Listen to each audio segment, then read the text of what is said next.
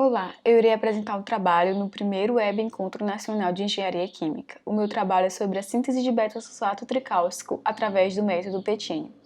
Os autores são José Rosa, Kathleen Stephanie, que serei apresentadora, Geisivânia Kessia, Verusca do Nascimento, Ícaro Brendo e Alusca do Nascimento. Bem, vou falar introdutoriamente do que é o biomaterial, que é toda substância projetada para assumir uma forma que sozinha ou como parte de um sistema complexo é usada para direcionar a partir do monitoramento de interações com componentes biológicos o curso de qualquer procedimento terapêutico ou de diagnóstico em medicina humana ou veterinária. As biocerâmicas são denominadas cerâmicas de alta tecnologia, ou cerâmicas avançadas. As biocerâmicas são definidas como sólidos inorgânicos, podendo ser constituídas por fases cristalinas ou amorfas, podendo também ser quimicamente inertes ou não. As cerâmicas de fosfato de cálcio são as mais utilizadas, em virtude das suas excelentes propriedades de biocompatibilidade, ausência de toxicidade, taxa de degradação variável, além da osteocondutividade.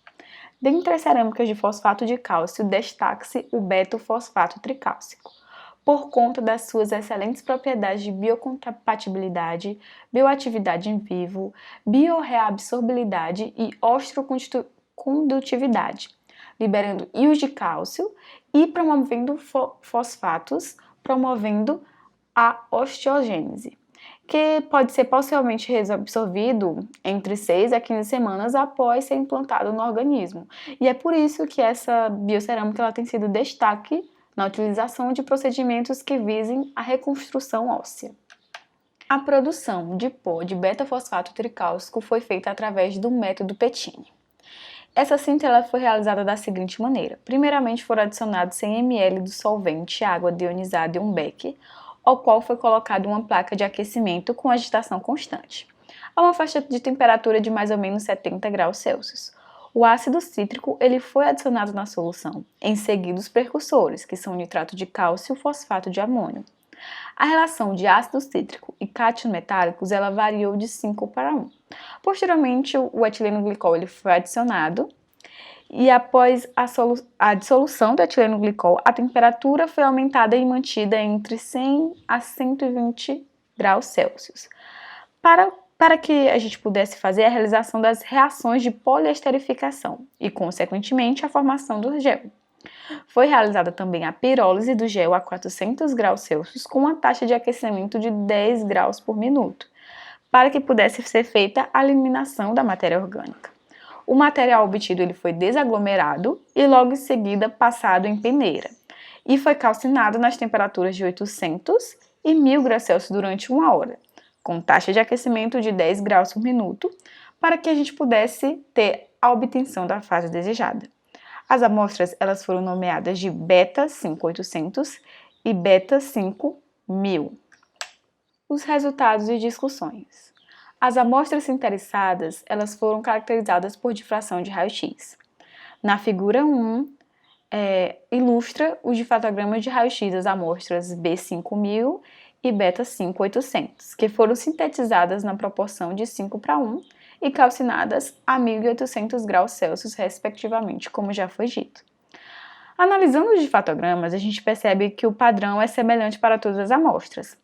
Foi feita a formação de uma cerâmica monofásica com picos característicos apenas da fase desejada, que é o beta-fosfato tricálcico, para ambas as temperaturas de calcinação. Os difratogramas eles apresentam em grande parte picos de baixa intensidade, entretanto, há a presença de alguns picos de maior intensidade, que isso confirma a elevada cristalinidade da amostra. Esses tais picos eles sofreram um leve aumento de intensidade com o aumento da calcinação. A tabela 1 ela apresenta o grau de cristalinidade e o tamanho dos cristalitos das amostras, que foram sintetizadas a 5 para 1 e calcinadas a 800 e 1000 graus Celsius. De acordo com essa tabela, a gente percebe que os valores de cristalinidade são altos para todas as ambas amostras. Elas variam de 79,4 para 94,6, aumentando com a variação da temperatura. Esse fato ele se deve ao deslocamento dos átomos, devido ao acréscimo da temperatura, o que favorece a reordenação das células unitárias, aumentando, então, a cristalinidade da amostra. Já os tamanhos dos cristalitos eles variaram de 40,8 a 47,9 nanômetros, evidenciando o caráter nanométrico das amostras, onde os cristalitos aumentaram de tamanho com o aumento também da temperatura de calcinação. Isso devido ao coalescimento de pequenos cristais. Comparando as amostras estudadas, a gente pode perceber que não houve mudanças significativas nas fases formadas, na cristalinidade e no tamanho dos cristalitos das amostras em relação à variação de temperatura de calcinação das amostras.